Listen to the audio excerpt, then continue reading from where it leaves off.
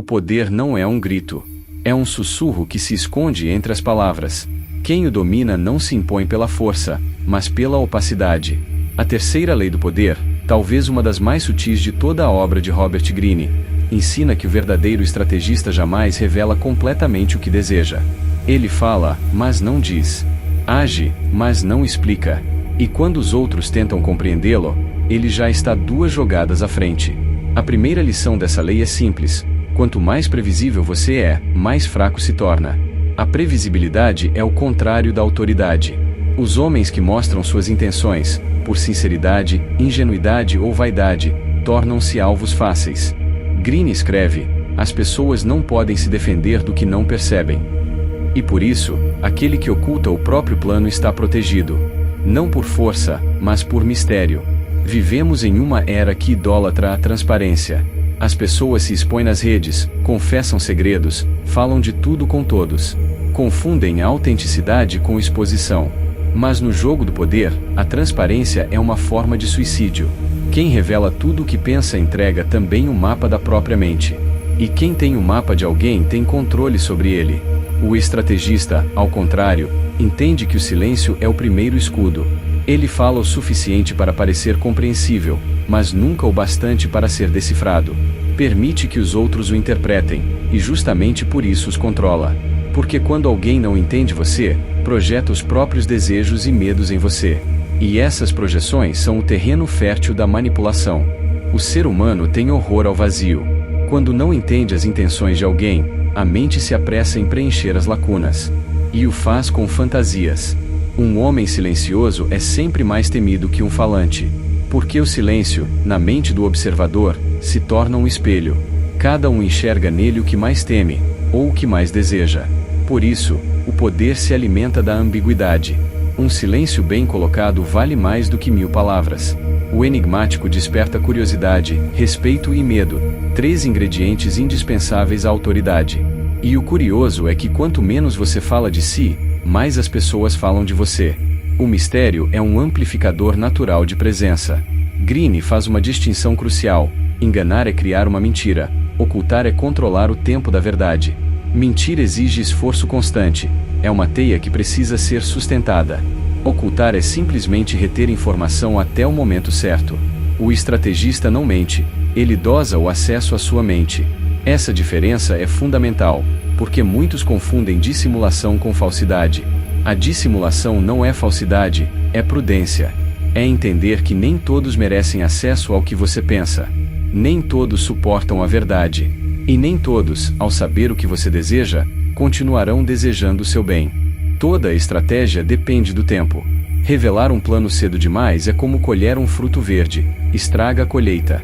Revelar tarde demais é perder o momento. O estrategista sabe esperar. Ele compreende que há uma sincronia entre intenção e oportunidade. E, como caçador, só ataca quando a presa está ao alcance, e distraída. Ocultar intenções não é apenas calar-se. É, muitas vezes, falar o bastante para confundir. O general experiente sabe que o inimigo precisa ver algo, ainda que seja falso.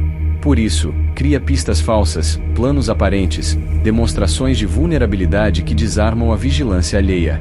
É o que Greene chama de cortina de fumaça. A distração é a arte de fazer o outro olhar para onde você quer, enquanto você age no lado oposto. Essa tática é antiga como o mundo. Os romanos fingiam recuar para atrair o inimigo ao terreno preparado. Os políticos modernos divulgam projetos irrelevantes para encobrir os reais. E no campo das relações pessoais, quantos não falam de banalidades para esconder o que realmente sentem? Poucos compreenderam essa lei como Otto von Bismarck, o chanceler de ferro da Alemanha. Antes da unificação, ele tecia alianças contraditórias, dizia uma coisa em público e outra em privado, elogiava inimigos e criticava aliados. Ninguém sabia ao certo qual era sua verdadeira intenção, e justamente por isso ninguém o atacava. Enquanto os outros tentavam decifrar o jogo, ele o redefinia. Quando finalmente mostrou sua carta, a Europa inteira percebeu que havia sido conduzida por suas mãos invisíveis. Bismarck provou que a confusão dos outros é a sua fortaleza. Quando todos acreditam que sabem o que você quer, você está vulnerável. Mas quando ninguém tem certeza, ninguém pode atingi-lo.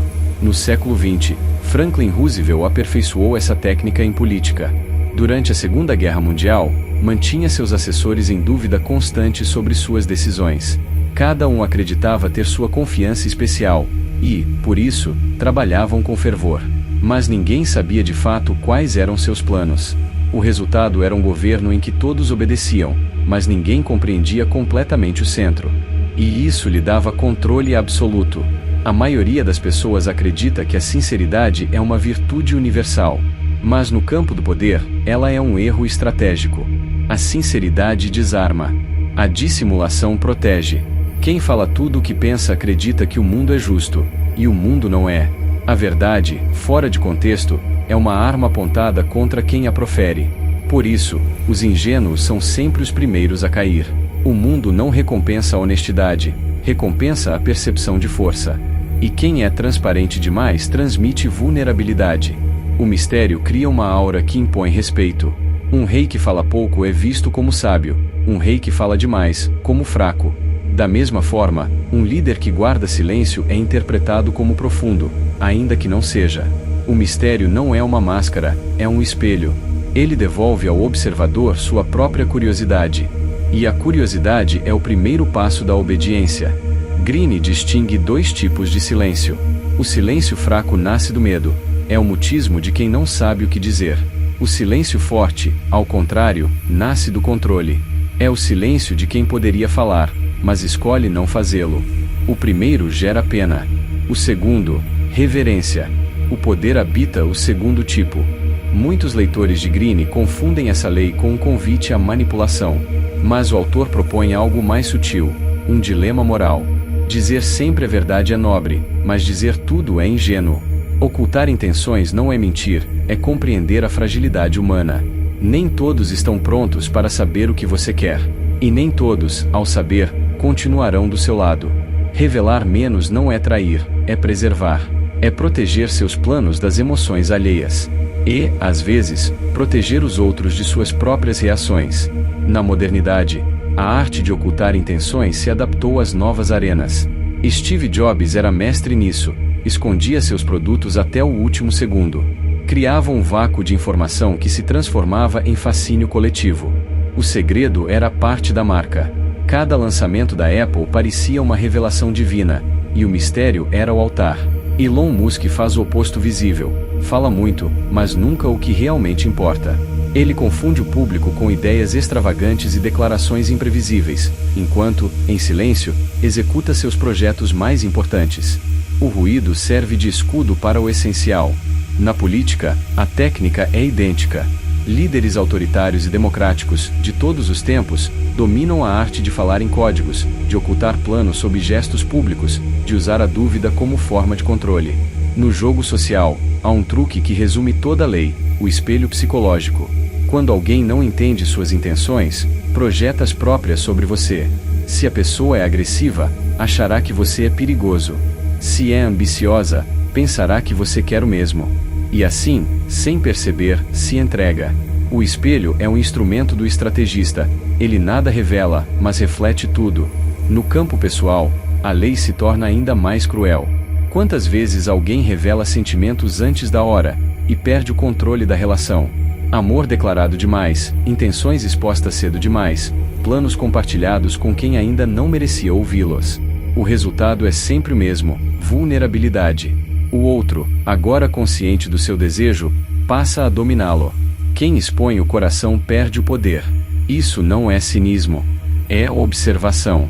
A emoção é bela, mas, quando mal dosada, é submissão. Em certos momentos, a melhor forma de ocultar intenções é parecer desorganizado. Agir como se não houvesse um plano. Os grandes estrategistas da história fingiam incerteza para desarmar o inimigo. Napoleão, antes de atacar, deixava parecer que hesitava. César, antes de cruzar o Rubicão, simulou dúvida. Essa máscara da confusão é uma ferramenta poderosa, porque o ser humano tende a subestimar quem parece perdido. E subestimar é o primeiro passo do erro.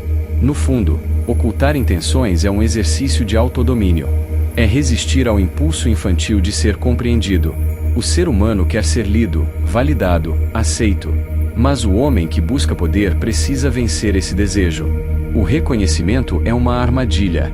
Quem quer ser compreendido demais se torna previsível. E quem é previsível nunca será temido. Não busque ser compreendido, busque ser calculado. Quem é calculado não é decifrado, é respeitado. Há uma beleza silenciosa na invisibilidade. O verdadeiro poder é aquele que não precisa ser visto para ser sentido. O estrategista opera no invisível, como o vento que move as velas sem ser visto. Ele está em toda parte, mas ninguém o localiza. O poder mais puro é o que age sem ruído. O que influencia sem se expor. O que decide sem ser lembrado. Oculte suas intenções, não por malícia, mas por sabedoria. O mundo não é um tribunal da verdade, é um tabuleiro de percepções. Quem compreende isso não mente, apenas decide qual verdade revelar e em que momento. A linguagem do poder não é a fala, é a pausa. Não é o discurso, é o silêncio entre as palavras. Revelar demais é confiar demais. Confiar demais é depender. E depender é morrer politicamente, emocionalmente, socialmente.